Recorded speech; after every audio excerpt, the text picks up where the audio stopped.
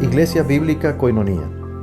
Nuestra misión es ser discípulos auténticos de Jesucristo que glorifican a Dios por medio de vidas transformadas por la obra del Espíritu Santo y hacer discípulos que igualmente sean transformados por la gracia de Dios. Es crear un movimiento en el poder de Dios de hacer discípulos y de plantar iglesias para tener un testimonio claro de palabras y vivencia del Evangelio del Señor Jesucristo en el área metropolitana de Barranquilla y más allá de ella. La visión que tenemos es ser una iglesia celular que vive la presencia y el poder de Jesucristo y de su Espíritu para cumplir con sus propósitos de alcanzar a los que no conocen al Salvador con el Evangelio transformador. Ser una iglesia enfocada en la multiplicación de discípulos, de grupos familiares, de líderes siervos y de iglesias para presentar ante el mundo quién es Jesucristo. Como valores centrales tenemos la centralidad y autoridad de la palabra de Dios, centralidad en Cristo, dependencia de Dios, visión para la reproducción, comunidad, ministerio de todos los creyentes y santidad de vida. Académicas, participó bastante. Entonces, gloria al Señor porque le ha usado mucho en mi vida y en la de otros compañeros que también estuvimos ahí estudiando en el seminario.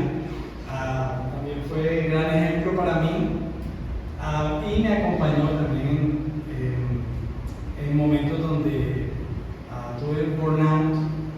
Fue una de las personas que estuvo ahí, me consoló y me dio siempre buen consejo en ese sentido.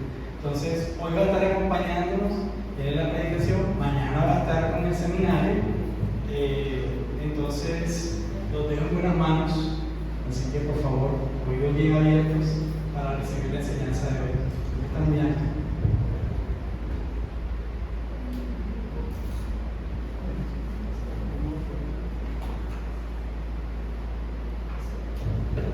Buenos días, ¿cómo están?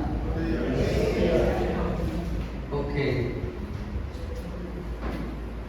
Hubiera preferido el otro atril porque este siento que es tan alto que me tapa. Yo tapadito. Pero bueno, lo importante no es que me vean, sino que me escuchen. Que la palabra del Señor hoy haga en nuestras vidas lo que el Señor quiere hacer. Nunca me había dado tanto hambre cuando estaban anunciando un seminario que yo voy a dar. Después de escuchar tantas opiniones de restaurantes, la verdad, se me despertó el apetito. Pero espero que si usted tiene apetito de la palabra de Dios, pueda estar mañana. Vamos a estar trabajando Biblia, todo el tiempo Biblia. Vamos a estar sumergidos en el Evangelio de Marcos, primero en todo el Evangelio para que usted pueda tener un panorama de todo el Evangelio como tal, y luego nos vamos a enfocar en una sección del Evangelio.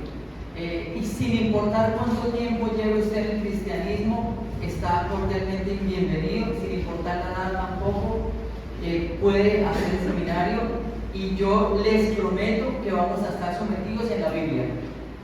Nosotros somos un seminario bíblico y a veces la gente no comprende eso, piensan que como nuestro título es teólogo, piensan que el énfasis es mucho en la teología, pero lo que se caracteriza en nuestra universidad es que nosotros hacemos toda la reflexión teológica a partir del texto bíblico y a partir de ahí es que hacemos todas las conclusiones en cuanto a eso.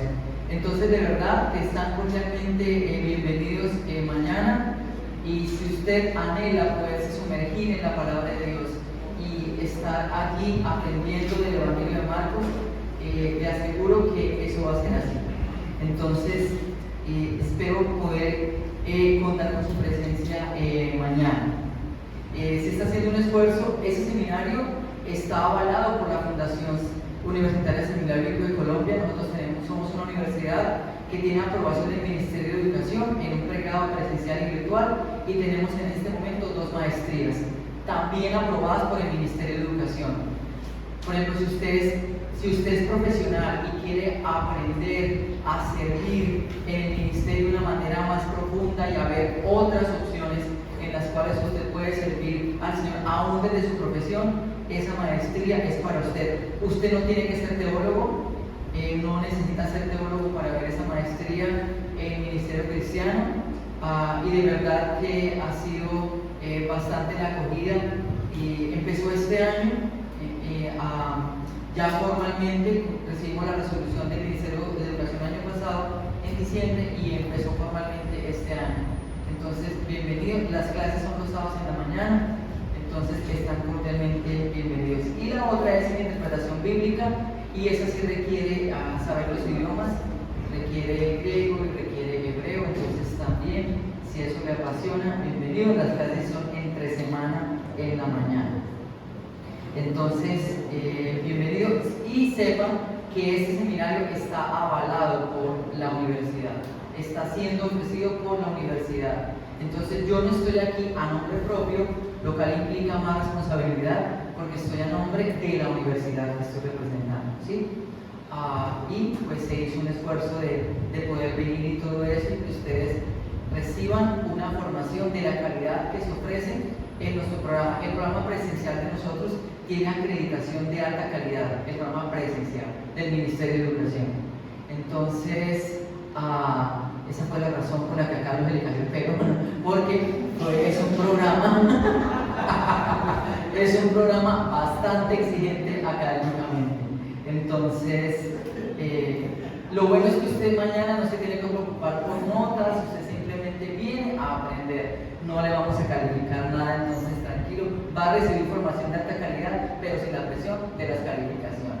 ¿Listo? ¿Qué tal si oramos? Y colocamos este tiempo en las manos del Señor. Padre, en el nombre de Jesús, yo te doy gracias por tu palabra, y te pido, Señor, que tú, por tu Espíritu Santo, hoy hagas en la vida de cada uno de nosotros conforme a tu voluntad. Venimos con grandes expectativas, Señor, de lo que tú quieres hablarnos hoy. Te pido que en tu misericordia tú, hoy en esta predicación, nos hables. Te exaltamos, Señor, en el nombre de Jesús. Amén. Quiero empezar con una historia que pasó aquí en Colombia, y eso se transmitió por un canal de televisión, de una señora que tenía una enfermedad terminal, y ella tomó una decisión muy difícil, pidió la eutanasia y se la concedieron. Ella lo que mencionaba en la entrevista era que no soportaba el dolor tan fuerte que le causaba esa enfermedad, pero ella dijo una frase que a mí me quedó sonando bastante: Dios ama a sus hijos y por lo tanto no quiere que ellos sufran. Y yo no estoy aquí para juzgar la decisión de alguien. Ella tuvo que tener un dolor muy fuerte para tomar una decisión como esas. Pero me pregunto, ¿qué pasa cuando nosotros, los que seguimos a Cristo, enfrentamos situaciones difíciles, enfrentamos situaciones que nos duelen? ¿Y qué hacemos allí? Porque nosotros no nos libramos de eso. Quisiéramos que por ser cristianos nos libráramos de eso, pero no. El COVID nos lo dejó muy claro. Murieron personas no creyentes, pero murieron también creyentes, murieron pastores y hermanos en la fe. Entonces las situaciones difíciles nos tocan a todos y las enfrentamos todos. Y eso ocurre aquí en Barranquilla, tanto en el norte como en el centro, como en el sur de Barranquilla, también en Soledad, en Puerto Colombia, en todos los lugares. Aquí el dolor no discrimina. Problemas de salud, traiciones, deudas, amenazas, persecución. Eso no le pregunta a uno si es cristiano antes de llegar. Y entonces surge la pregunta un poco incómoda: ¿dónde está Dios cuando duele? Y a veces uno se pregunta: Señor, ¿tú dónde estás en medio de todo esto? ¿Y cómo se supone que yo debo vivir en medio de esta situación tan difícil? Y en algunos casos, a pesar de que oramos, a pesar de que le estamos pidiendo a Dios, la situación a veces no se soluciona, a veces empeora, o al menos se mantiene, y uno piensa: Señor, ¿qué está pasando aquí? Porque la verdad es que hay una idea muy común, pero a veces falsa, que si sufres es porque no tienes fe, o porque Dios te abandonó. Pero hoy quiero mostrarte algo diferente en la palabra y que entendamos que el hecho de que nosotros enfrentemos situaciones difíciles y suframos no significa que Dios dejó de amarnos, no significa que no tenemos fe, no significa que Dios nos abandonó. En muchos casos el sufrimiento precisamente confirma que somos cristianos y precisamente confirma que Dios está con nosotros. Y quiero que leamos 1 Pedro 1, 13 al 21, y mientras usted lo busca, quiero que sepa algo importante. 1 Pedro 1, 13 al 21, yo voy a leer desde la Biblia de las Américas. Pedro le está escribiendo a cristianos que pecaron, que fueron idólatras, que ofendieron a Dios y por lo tanto están sufriendo. Les está escribiendo a cristianos que están siendo perseguidos, amenazados y maltratados, simplemente por seguir a Jesús. Y en medio de eso, Pedro no les dice, tranquilos, no se preocupen, el sufrimiento se va a ir. No, les dice algo mucho más radical. Vivan de esta manera, reflejando el carácter de Dios, viviendo como sus hijos, como libres por Cristo y en el amor de Cristo. Porque el problema no es si sufrimos o no, todos en algún momento enfrentamos situaciones difíciles. La cuestión es cómo vivimos mientras sufrimos, cómo enfrentamos eso y si lo enfrentamos como espera el Señor que nosotros lo enfrentemos.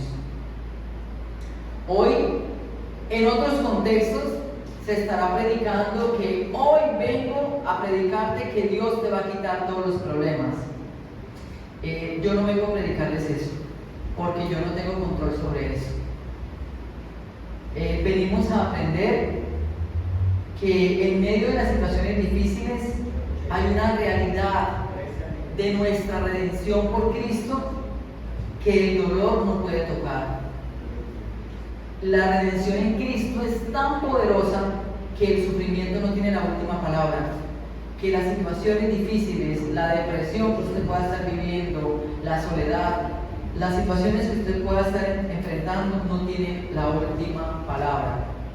Por eso no optamos por el suicidio, porque nosotros tenemos claro que la situación difícil no es el fin, que la redención en Cristo es mucho más poderosa que la situación difícil que cada uno de nosotros pueda enfrentar. Entonces, esta no es una predicación de autoayuda, es un llamado a vivir nuestra redención en los diferentes contextos, no solamente en la iglesia, sino en la calle, en nuestra casa, en el trabajo y, ojalá Dios no lo quiera, también en el hospital. Entonces, vamos a leer el texto, 1 Pedro 1, 13 al 22. 1 Pedro 1, 13 al 22.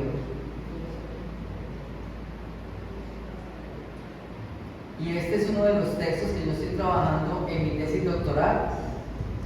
Entonces, si usted en algún momento está despachado sin nada que hacer y el Señor le dice, ore por el profesor Sandro, por favor, hágale caso. Necesito terminar este doctorado este año. Leo entonces 1 Pedro 1, 13 al 22 desde la Biblia de las Américas. Por tanto, ceñid vuestro entendimiento para la acción.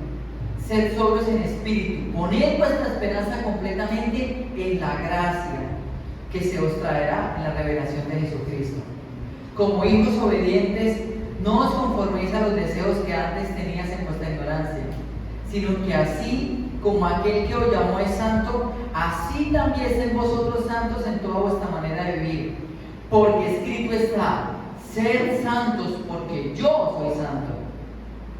Y si invocáis como Padre a aquel que imparcialmente juzga según la obra de cada uno, conducíos en temor durante el tiempo de esta peregrinación, sabiendo que no fuiste redimidos de vuestra vana manera de vivir heredada de vuestros padres, con cosas perecederas como oro o plata, sino con sangre preciosa como de un cordero sin tacha y sin mancha, la sangre de Cristo, porque Él estaba preparado desde antes de la fundación del mundo, pero se ha manifestado en estos últimos tiempos por amor a vosotros, que por medio de Él sois creyentes en Dios, que resucitó entre los muertos y le dio gloria, de manera que vuestra fe y esperanza sean en Dios. Puesto que en obediencia a la verdad habéis purificado vuestras almas para un amor sincero de hermanos, amaos unos a otros entrañablemente de corazón puro. Y como les mencioné, esta es una audiencia que está sufriendo persecución a causa de seguir a Jesús. En el 1:6 menciona: en lo cual os alegráis, aunque ahora por un poco de tiempo, si es necesario, tengáis que ser afligidos en diversas pruebas. En 4:12-13 dice: amados, no os sorprendáis del fuego de prueba que os ha sobrevenido, como si alguna cosa os extraña os aconteciese, sino gozaos por cuanto sois participantes de los padecimientos de Cristo, para que también en la revelación de su gloria os gocéis con gran alegría. Para las personas en el primer siglo era un privilegio sufrir a causa de Cristo. Para ellos no había mayor honra que si sufrían por causa de Cristo, ellos estaban completamente gozosos. En el primer siglo, decir públicamente que tú eras cristiano era colocarse la lápida en el cuello, porque implicaba que en cualquier momento tú podías morir a causa de Cristo. Y desde el martirio de Esteban, el común denominador en la iglesia fue el morir a causa de Cristo. Ahora, como les mencioné, este no es un sufrimiento que surge a causa de que ellos estaban pecando. Y pues uno ya sabe, ¿no? Si uno peca y hace cosas que no están bien delante de Dios, pues uno va a asumir las consecuencias. Eso es lo normal.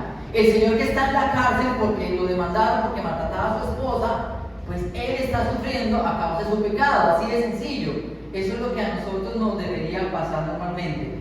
Pero Pedro le está escribiendo a una iglesia que está sufriendo es por seguir a Jesús. Y esto de la persecución es algo que se sigue dando muy fuerte en Colombia. No tanto en las ciudades principales, pero sí mucho en el sector rural. Nosotros tenemos un egresado nuestro que está trabajando con una institución que se llama Puertas Abiertas, que está destinada a acompañar a las personas que están sufriendo a causa de la fe. Y él me comentaba todas las situaciones de sufrimiento que se dan en Colombia, de persecución a causa de la fe, aún en niños, en adolescentes y en jóvenes, no solamente en adultos. Y si usted le pregunta a Carlos y le pregunta a los pastores acá, o a pastores de su denominación, ellos les van a decir de situaciones de sufrimiento y de persecución que está viviendo la iglesia en Colombia y que sigue viviendo la iglesia en Colombia.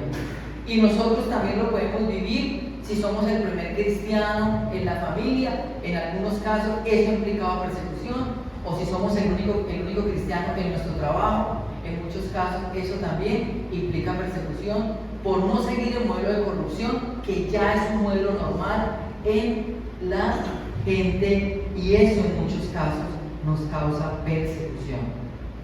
Entonces, con base en esa situación de sufrimiento, quiero compartirles el siguiente título de esta predicación: Sufrientes mas no derrotados.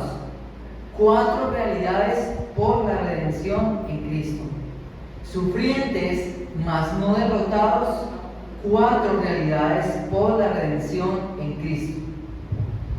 Y lo que quiero decirles es que la redención en Cristo es tan poderosa, la redención por la sangre de Cristo es tan poderosa, que primero, y ese es el primer punto, vivimos reflejando el carácter de Dios.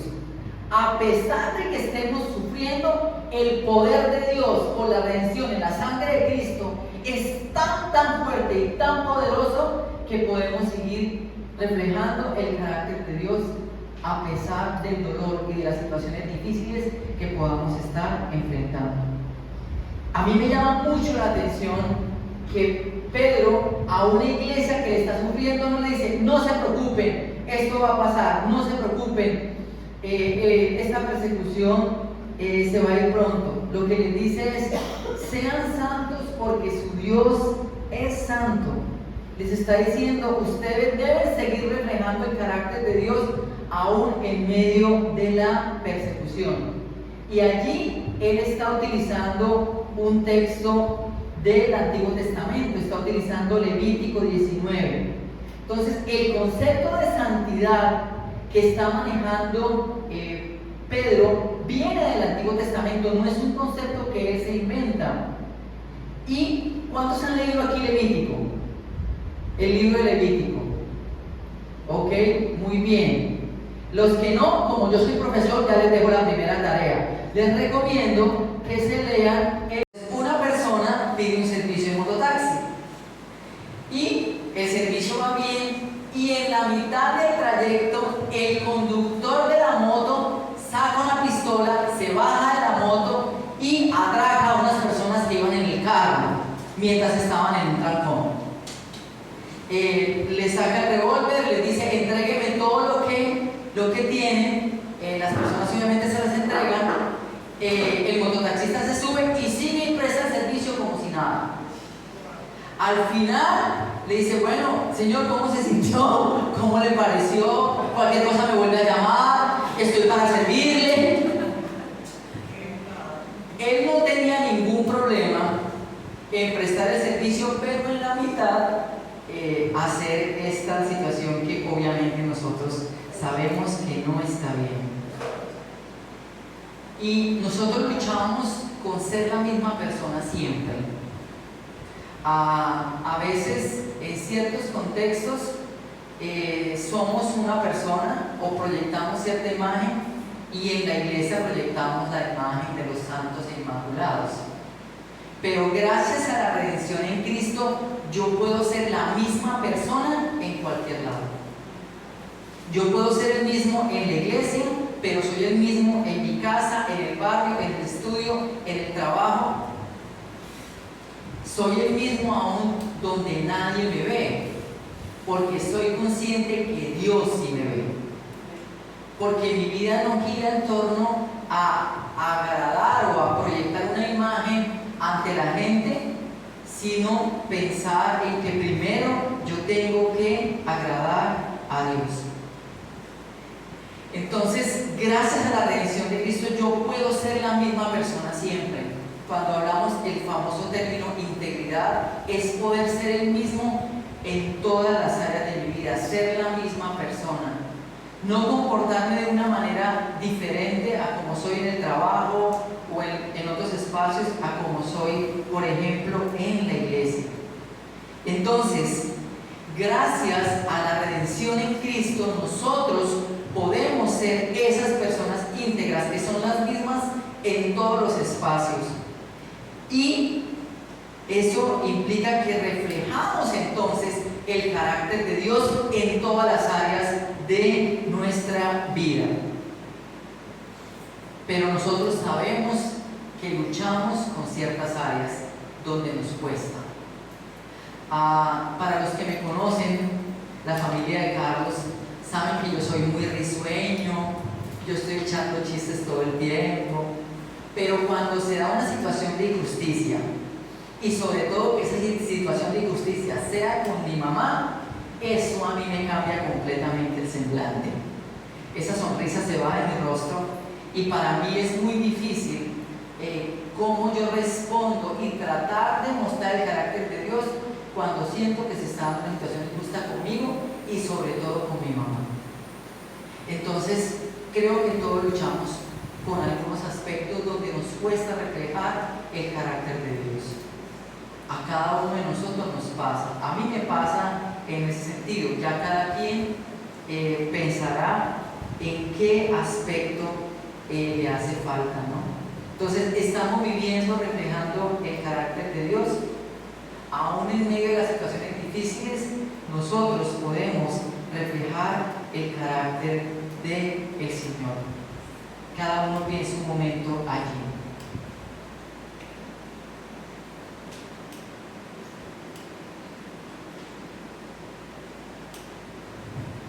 Ahora, gracias a esa redención en Cristo, nosotros vivimos como hijos de Dios. ¿Cuántos aquí son hijos de Dios? voy a volver a preguntar. ¿Cuántos aquí son hijos de Dios? Ok. Si usted no es hijo de Dios, repita después de mí. Entonces, el versículo 17 resalta que si nosotros invocamos a Dios como Padre, nos debemos conducir con temor en toda nuestra vida aquí en la tierra. Pero es un temor en el sentido de respeto, de reverencia. No es el temor al daño que Dios me puede hacer. No es relacionarse con Dios en el sentido de que ya sé que si yo hago esto, claro, el Señor va a venir y me va a castigar. O me pasó esto, claro, como yo pequé, ¡pum!, vino y pasó esto. Eso no es un evangelio ni una vida cristiana basada en la gracia de Dios, sino es una relación completamente legalista con Dios. Que yo pienso que si hago malo, entonces Dios me va a castigar, va a pasar esto. Si yo peco, entonces Dios me va a castigar. Hermano, si Dios nos castigara por cada pecado que cometemos, hermano, nosotros no estaríamos vivos en este momento. Entonces no funciona así. Ahora, hay momentos en que el Señor nos disciplina, pero eso es otra cuestión. Entonces, es en el sentido del temor, la reverencia que nosotros tenemos ante el Señor. Dicen que hay dos fuerzas poderosísimas que mueven el mundo, y una es el temor. Y por medio del discurso del temor se ganan presidencias, se ganan cargos, se hacen diferentes cargos, diferentes cosas, ¿no? Porque se infunde temor, entonces yo te vendo seguridad. Y entonces conmigo vas a estar protegido, yo te voy a proteger. En nuestro caso, nosotros sabemos que el que nos protege es el Señor, mucho más poderoso que cualquier otra persona. Pero luchamos con el temor. En algunos casos nosotros luchamos con el temor, pero no debemos dejar que ese temor del miedo del daño que nos pueda causar, sea lo que rija nuestra relación con Dios, sino pensar en que Dios es nuestro Padre y Él está al tanto y nos va a proteger. Ahora, el punto aquí que está trabajando Pedro es que la manera como nosotros vivimos reflejamos quién es nuestro Padre. Por eso a los papás les duele tanto cuando un hijo hace algo malo, porque está diciendo, eso no fue lo que nosotros enseñamos en nuestra casa. No entendemos por qué te estás comportando aquí, porque en esta casa a ti no se te enseñó eso. Entonces, la manera como el hijo se comporta de alguna manera muestra cómo son los papás, ¿sí o no? O al menos la educación que han dado los papás. Y aquí ocurre algo similar en Pedro, ocurre lo mismo que pasó con los fariseos en los evangelios. Jesús les dice a ellos, Jesús tenía muy buen puesto los pantalones. Le dice a los fariseos, vosotros sois hijos de vuestro padre el diablo. Casi nada, no porque el diablo fuera su creador, sino que le está diciendo, la manera como ustedes viven no refleja a Yahvé, no refleja al Señor, refleja al diablo, porque ustedes están siendo un impedimento para que las personas se puedan acercar realmente a Dios. La manera como ustedes están viviendo, completamente legalista, desfigura completamente quién es mi Padre, les dice Jesús. Y la cuestión es que las personas que no son cristianas están muy pendientes de lo que usted hace, ¿o no? Apenas ellos saben que usted es cristiano, están pendientes de cualquier cosa. Y cualquier falla, ¿cuál es la frase que le dicen a uno?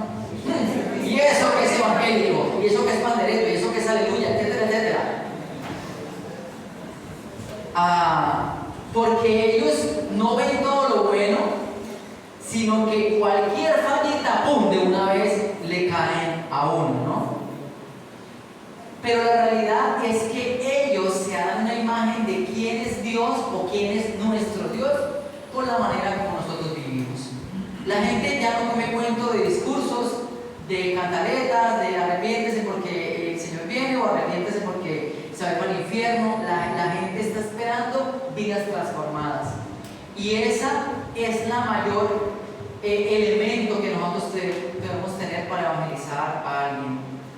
Y lo que debería pasar, por ejemplo, en una situación difícil y de sufrimiento, es que la persona se acerque y nos diga: yo no puedo entender cómo tú, en esa situación tan difícil, yo te veo con tanta paz, te veo con tanta tranquilidad, no te veo intentando vengarte por el que te hizo daño, o no te veo tratando de buscar solucionar esto de una manera indebida.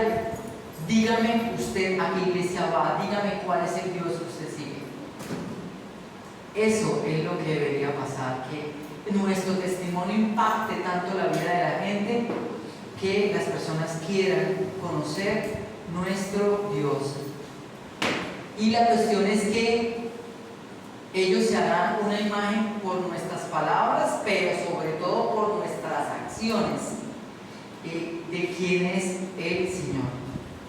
Y nosotros sabemos que vivimos en un contexto de privilegios, ¿no? Y en tantas iglesias acá en Barranquilla, en este momento se está hablando de las 7 bendiciones por seguir al Señor. Tú eres un privilegiado por seguir al Señor. Pero se piensa en privilegio en el sentido del beneficio hacia mí. Pero resulta que en la Biblia uno de los privilegios más grandes que nosotros tenemos es mostrar en nuestra vida el poder transformador de la redención por Cristo. Poder reflejar el carácter de Dios. ¿No les parece a ustedes eso un gran privilegio? En medio de tantas religiones, en medio de tantos discursos, en medio de tanta división en nuestro país, en medio de tanta ira, de tanto rencor, de tanta violencia, nosotros tenemos la posibilidad de reflejar el carácter de Dios, porque la redención en Cristo nos transformó, nos cambió, y podemos vivir de manera diferente. Ahora, el hecho de que Dios sea nuestro Padre nos permite acercarnos en oración a Él en medio del sufrimiento, porque Él es nuestro Padre y nos guarda del enemigo más terrible que nosotros tenemos cuando estamos sufriendo. No es la persona que le está haciendo daño, no es el diablo, somos nosotros mismos.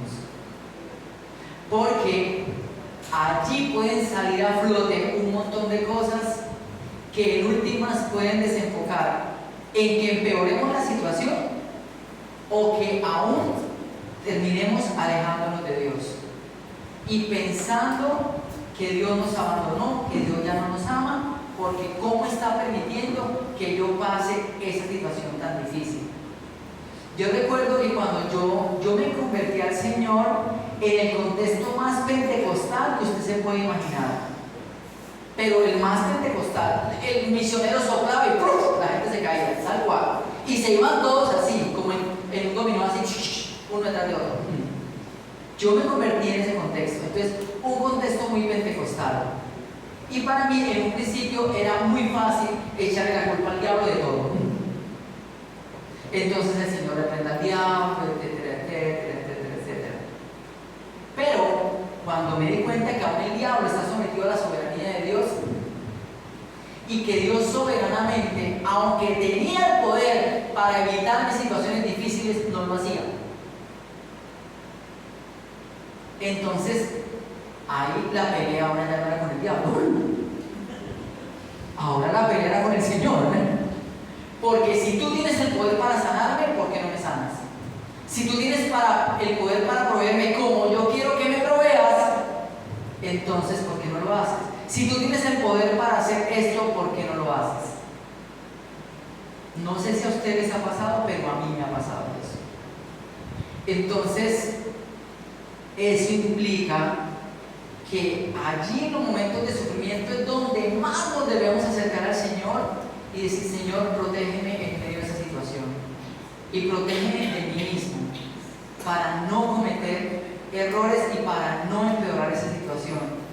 Y para tener la certeza que tú estás al control, a pesar de que parece que todo se descontroló, a pesar de que parece que todo está patas arriba, a pesar de que parece que esa situación no va a tener ninguna solución, a pesar de que yo oro por mi hijo y mi hijo sigue completamente descarriado.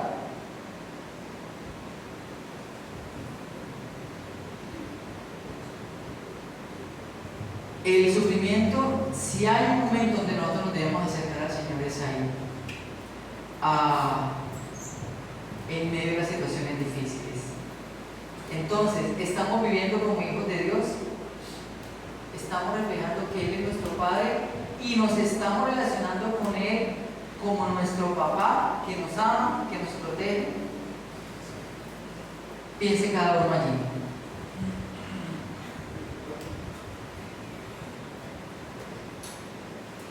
Tercero, vivimos como libres por Cristo. ¿Cuántos son libres aquí en Cristo?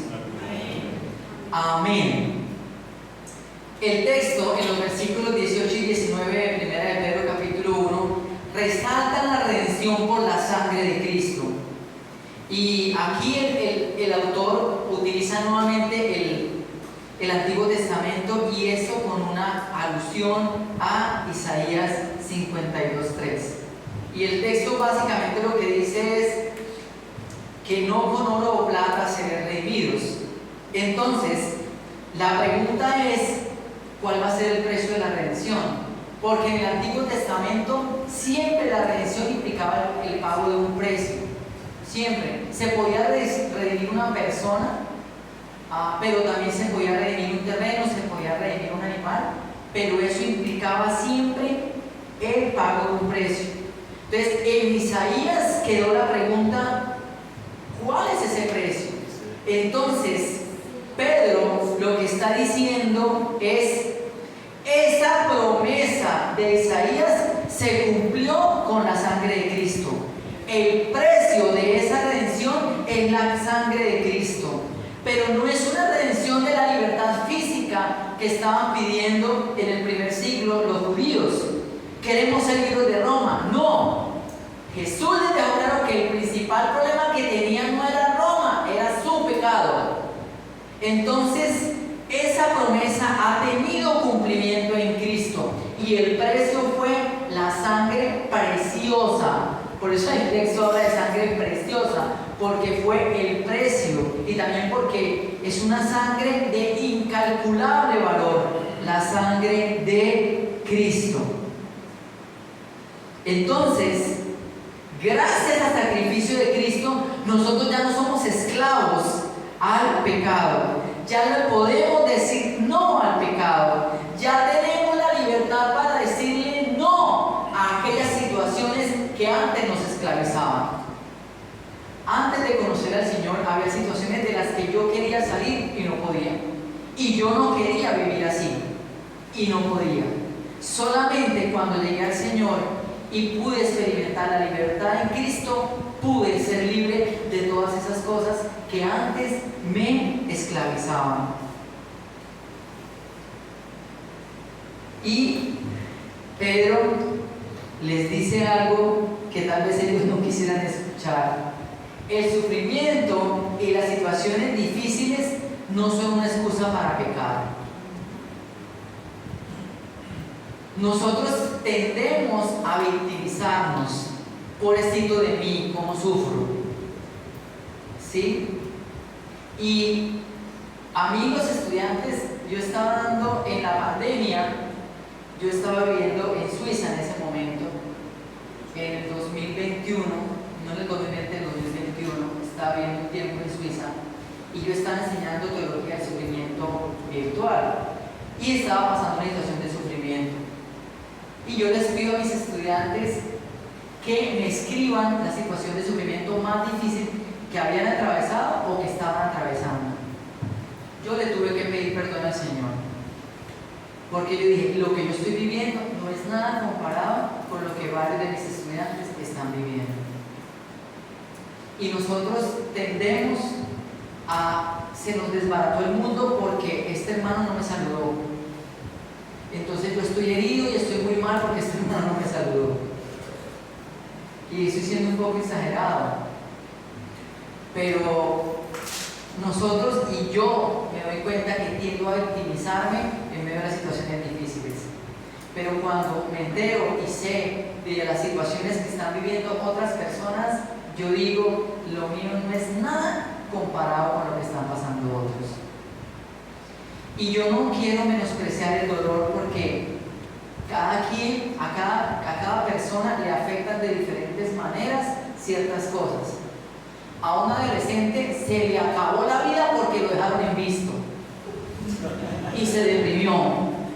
Y duran meses deprimidos por eso. Y uno no puede menospreciar eso, ¿sí? Porque vive en un contexto muy diferente a nuestro. Pero lo que quiero decir es que Cristo nunca se victimizó. Cristo fue víctima, pero no asumió una actitud de víctima. No dijo, ay, pobrecito de mí, Señor, mire cómo sufro. No, Él llevó el sufrimiento conforme a la voluntad de Dios. Y sufrió, ¿cómo decirlo de una manera respetuosa? Sufrió no siendo víctima, sufrió llevando el sufrimiento, entendiendo que era la voluntad de Dios y que Dios estaba haciendo algo en medio de eso. Entonces, hay una cuestión importante aquí con esto de la redención en Cristo, porque en el Antiguo Testamento el israelita era santo si cumplía la ley. Entonces él cumplía los mandamientos, cumplía esto, era santo. Pero ahora, porque la redención es en Cristo, ahora el referente de santidad es Cristo mismo.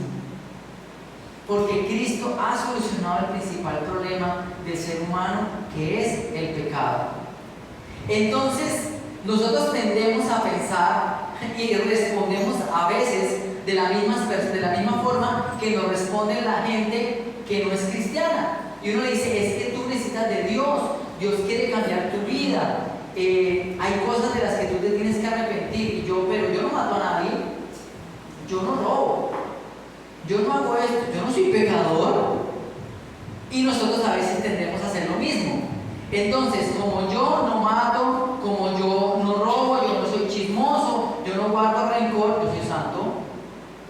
Pero resulta que para primera de Pedro ser santo es ser como Cristo.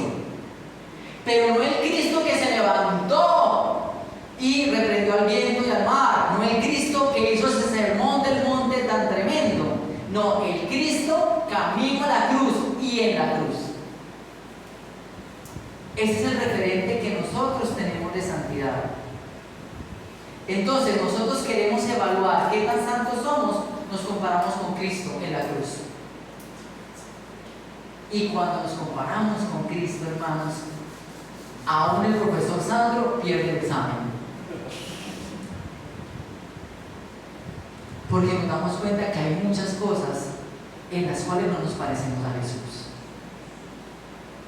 Estamos llenos de rencor, estamos llenos de falta de perdón, estamos llenos de tantas cosas que nos muestran el carácter misericordioso y amoroso del Señor.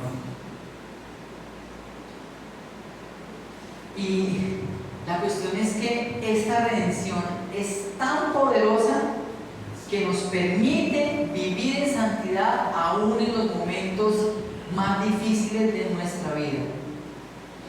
Y qué bueno que en la iglesia nosotros demos testimonio de los milagros, de las sanidades, de la provisión que Dios da, porque nosotros somos el resultado de muchos milagros que Dios ha hecho. Hermano, yo les digo que yo tengo los pies más lindos que ustedes, que cualquiera de ustedes. Porque yo tenía el pie plano y a mí en una campaña evangelística, un evangelista le dijo, quítense los zapatos los que tienen el pie plano. Y llegó, lloró y mis compañeros vieron cómo el pie hizo esto. Mis mismos compañeros vieron eso. Entonces yo soy el resultado. Recuerden, yo vengo de un contexto pentecostal. Y digo que tengo los pies más bonitos que los suyos porque me los hizo el Señor así en ese momento.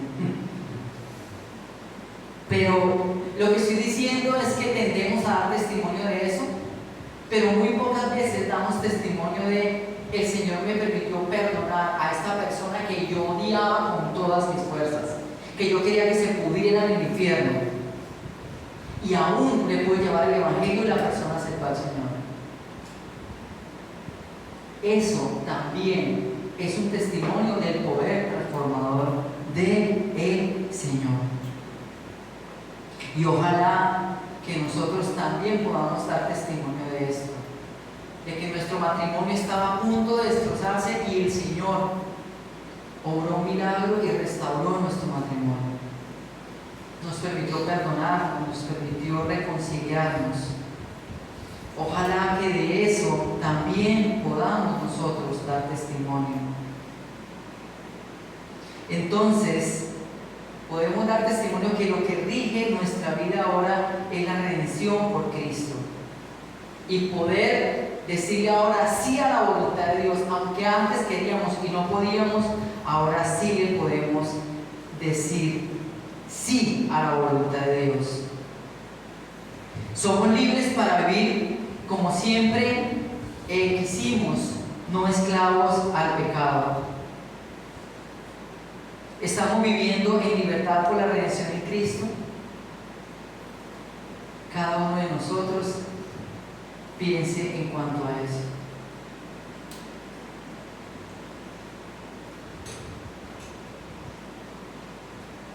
Y finalmente, podemos vivir en el amor de Cristo. Versículos 20 al 22. En esos versículos el texto afirma dos cosas. Primero, que Cristo es la manifestación de Dios al ser humano. ¿Usted quiere saber cuánto Dios lo ama? Mire a Cristo en la cruz. Esa es la mayor expresión del amor de Dios. Si usted en algún momento está dudando de que Dios lo ama, recuerde a Cristo en la cruz. Y Cristo no solamente es el referente de santidad, sino que también es la manifestación de Dios, del amor de Dios al ser humano. Y lo segundo es que el autor nos exhorta a un amor al prójimo.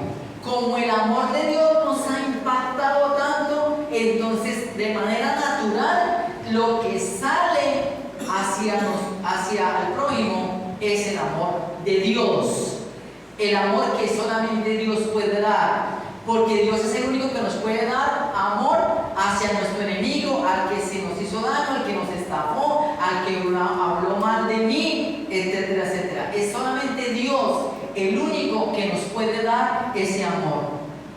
Y una evidencia del impacto del amor de Dios en mi vida es qué tanto puedo yo amar al prójimo.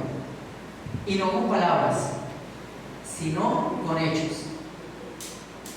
Esa es una de las formas como nos damos cuenta el impacto del amor de Dios. Y aquí quiero decir algo antes de que se me olvide. Esto no es una cosa teórica, hermanos. O sea, que Dios me ama, yo sé eso. Eso lo sabemos todos nosotros. La cuestión es si nosotros nos sentimos amados por Dios. Si nosotros creemos, tenemos la convicción profunda de que somos amados por Dios, a pesar de nosotros, porque Él nos ama en Cristo. Si fuera por nosotros, no habría forma. Pero eso es muy importante, que sea algo que baje de aquí de la mente al interior de cada uno de nosotros. Que podamos tener la convicción profunda de que Dios nos ama, pero no solamente como una cuestión teórica, sino que sea algo vivencial en nuestra vida. Y de manera natural, entonces, nosotros vamos a amar al prójimo. Entonces, el ejemplo para nosotros de amor pues es Cristo, y podemos amar al prójimo porque Él nos amó primero. Y si hay una frase que con la que nosotros pudiéramos resumir esta parte, sería: dime cuánto amas y te diré qué tan santo eres. Dime cuánto amas y te diré qué tan santo eres. Nosotros tendemos a medir la santidad por muchas cosas rituales. Él es santo porque ayuna, porque ora, porque etcétera, etcétera, etcétera. Pero en el ejemplo de Cristo, la mayor expresión de la santidad de Cristo fue el amor. El amor a cada uno de nosotros.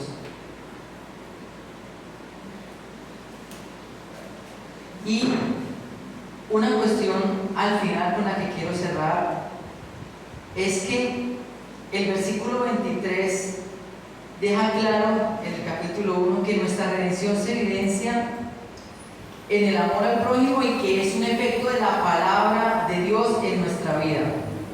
¿Ustedes reciben aquí palabra de Dios? Voy a volver a preguntar. Porque Carlos, me estoy preocupando ya. ¿Ustedes en las predicaciones aquí consideran que les están predicando la palabra de Dios? Sí.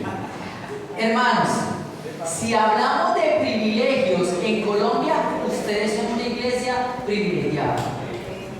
Porque en este momento en Colombia, en muchas iglesias se predican otros evangelios que no son la palabra de Dios. Pero yo sé que Carlos fue formado y en cierta medida sufrió por eso, para aprender a que se predica lo que el texto dice, así nos incomode, así no es lo que la gente quiera escuchar. Pero yo no sé si usted es consciente de eso, de que aquí usted recibe palabra de Dios. Eso no pasa en todas las iglesias. En muchas iglesias en Barranquilla les están diciendo: ven a Cristo y vas a ser prosperado, ven a Cristo y etcétera, etcétera. Bueno, ustedes ya saben todo eso, ¿no? Pero algo que es bien importante aquí es que ese impacto de la palabra de Dios se evidencia en la manera como nosotros actuamos. Y les voy a contar otra cosa que me pasó en Suiza. Yo me estaba quedando con unos amigos allá, porque usted en Suiza no puede pagar hotel, hermano, porque le toca dejar un riñón y parte el otro. Suiza es demasiado costoso, demasiado. Todo el mundo habla de que tiene el salario mínimo más alto, sí, pero vivir en Suiza es costosísimo. Y uno de los hijos de mis amigos era muy inquieto. Voy a decir algo que les va a causar un poquito de impresión, pero tengo que contarlo como fue. Estamos nosotros hablando y en algún momento nos descuidamos y el niño menor mete la mano dentro del aspirador y soporta los dedos. Ese niño empieza a gritar, bueno, nosotros nos desesperamos y todo eso. Yo preocupadísimo. Bueno, mis amigos se tienen que ir para Berna, yo estaba viviendo como a media hora de Berna. Ellos se van para un hospital en Berna para que lo puedan atender, claro, el niño gritando. Yo me quedo con la abuela orando en medio de la situación. Ella orando en alemán suizo, yo orando en español, pero el Señor escuchó, les aseguro, hermanos. Yo no entendía lo que lloraba, ella no entendía lo que lloraba, pero el Señor se entendía. Y nosotros orando por todo eso, bueno, pasó, ellos llegan y nos cuentan: no, ya el niño está bien. Milagrosamente el niño se revolcaba del dolor, pero milagrosamente el niño se quedó dormido. Mi amiga es enfermera. Entonces, ella sabía que lo que tenía que hacer era apretarle los dedos para que el niño no perdiera tanta sangre, pero en medio del dolor el niño se revolcaba. Pero milagrosamente el niño se queda dormido, el médico lo atiende, le dice: tranquilo, no se preocupe, él es un niño, el dedo va a sanar, él va a estar bien, no se preocupe. Bueno, al otro día mi amiga me llama y me pregunta: ¿cómo estás? Y yo: ¿cómo así que cómo estoy? Yo necesito saber cómo estás tú, la que está sufriendo eres tú. Ella me dijo: no, yo estoy muy preocupada por ti, ¿estás bien? Qué pena, es que mi hijo es muy inquieto, que no sé qué. Yo: ¿perdón? O sea, tú estás sufriendo y estás preocupada por mí. Mi amiga se llama Selina. Ella me dio una una lección de lo que es el amor de Dios impresionante. Porque nosotros tendemos a victimizarnos en medio de las situaciones difíciles y ella no lo hizo. Y a pesar de que estaba sufriendo, fue capaz de pensar en el otro. Yo me estaba sufriendo, yo me estaba preocupado obviamente, pero la que estaba sufriendo era ella y el niño sobre todo. Pero ella me enseñó que el poder transformador de Dios es capaz de hacer eso y nos permite a nosotros amar al prójimo a pesar de que nosotros estamos pasando situaciones de sufrimiento. La otra fuerza que mueve el mundo, una es el temor, la otra es el amor. Pero no es el amor emocional, no es el amor de los youtubers y los creadores de contenido, de que yo te amo y te adoro mientras me sigas, pero dejas de seguirme y ya no te quiero más. Yo te amo mientras me des muchos likes, etcétera, etcétera.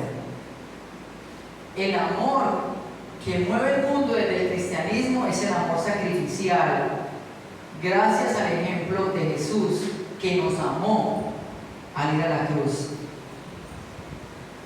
Y por eso es que yo no tomo café.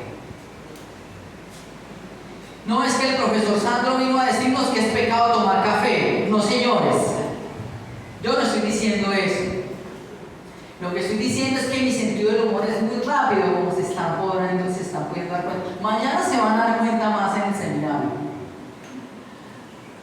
Entonces a mí a veces mi lengua era más rápida que mi cerebro. Y se me salen unos chistes porque la cafeína hace que mi cerebro vaya más rápido. Y se me salían unos chistes que todo el salón estaba muerto de la risa. Pero en algunos casos, no siempre, en algunos casos, había un estudiante que se ofendía. Y yo me di cuenta de eso. Y yo me di cuenta que el problema era el café. Entonces, Sandro, yo no estoy diciendo que usted tiene que dejar de tomar café. Tiene que dejar de tomar café. Tómese todos los cafés que quiera. Pero yo decidí que yo no puedo consumir cafeína para ir a dar una clase.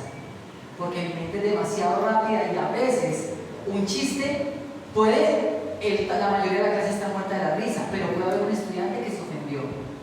Y por ese estudiante que se puede ofender, yo no tomo café. Porque yo no estoy para maltratar a mis estudiantes, yo estoy para formarlos. Entonces, con base en eso, yo tomo ciertas medidas para protegerme a mí mismo de no llegar a afectar a otros. Y eso es lo que hace el Espíritu Santo con nosotros. En la relación matrimonial pasa mucho eso. El esposo sabe que si hace esto, la esposa se pone bravísima. Entonces, ¿el esposo qué hace? El esposo cristiano, ¿qué hace? Evita hacerlo, hermano. El que tengo un dado, lo hago porque yo sé que con eso le saco la piedra. No, el cristiano evita porque sabe que eso le molesta demasiado. Lo mismo la esposa con el esposo. Y así en todas las dinámicas. Entonces, no sé si me hago entender con el punto que estoy diciendo. Que el Espíritu Santo empieza a tratar con nosotros para mostrarnos de qué manera podemos expresar el amor a la otra persona, a nuestro prójimo, y qué cosas debemos evitar para expresarle el amor al prójimo. Para terminar entonces, las situaciones difíciles que nosotros podamos atravesar no manifiestan que no es la voluntad de Dios que seamos cristianos. Al contrario, hermanos, lo confirman. Porque el común denominador del hecho de ser cristiano ha sido ser perseguido a causa de la fe. Y yo sé que aunque en muchos casos queremos salir corriendo, en algunos casos podemos, en otros no podemos. Dichas situaciones son una oportunidad para permitir que el carácter de Dios, el carácter de Cristo, sea formado en nosotros. Y por eso Dios permite en muchos casos las situaciones de sufrimiento, para que el carácter de Dios sea formado en nosotros, para que el carácter misericordioso de Cristo sea formado en nosotros. Yo no les voy a decir aquí, párese cada uno y usted quiere parecerse a Cristo, venga, yo oro por usted, salió Cristo. El siguiente, venga, yo oro por usted, salió Cristo. No, hermanos. Dios sí utiliza las situaciones de la vida cotidiana para formar el carácter de Cristo en nosotros. Y en muchos casos eso es doloroso, porque es morir a Sandro, es morir al profesor, es morir a muchas cosas para que Cristo sea el que se vea, no yo. Y eso es doloroso. Entonces, recordemos estas 4 realidades que nosotros tenemos por la redención en Cristo. Podemos vivir en la santidad de Dios, podemos vivir como hijos de Dios, podemos vivir en la libertad en Cristo y podemos vivir en el amor de Cristo. ¿Qué tal si oramos? Padre, en el nombre de Jesús, yo te doy gracias por este tiempo, Señor, por tu palabra, y yo te pido que tú ayudes a las personas que están pasando situaciones difíciles hoy, que tú les consueles, que tú les des paz, que tú les des a ellos lo que necesitan, tu presencia, tu compañía, Señor, y la certeza de tu amor, Señor. Ayúdales en medio de lo que puedan estar viviendo, Señor, y ayúdanos a cada uno de nosotros a saber que las situaciones difíciles no tienen la última palabra la tienes tú y lo que tú has hecho en nuestra vida, Señor. Y qué mejor marco que la Santa Cena ahora, Señor, para recordar esto, Señor. Recordar tu sacrificio por nosotros y toda la transformación y lo poderoso que ha hecho en nosotros. Porque esta redención es más poderosa que la que ocurrió en Egipto. El milagro de tú en la cruz derramando la sangre preciosa por nuestros pecados es más poderoso que el cruce del mar rojo, Señor. En el nombre de Jesús. Amén. Señor mi Dios, al contemplar los cielos, el firmamento y las estrellas, al oír tu voz en los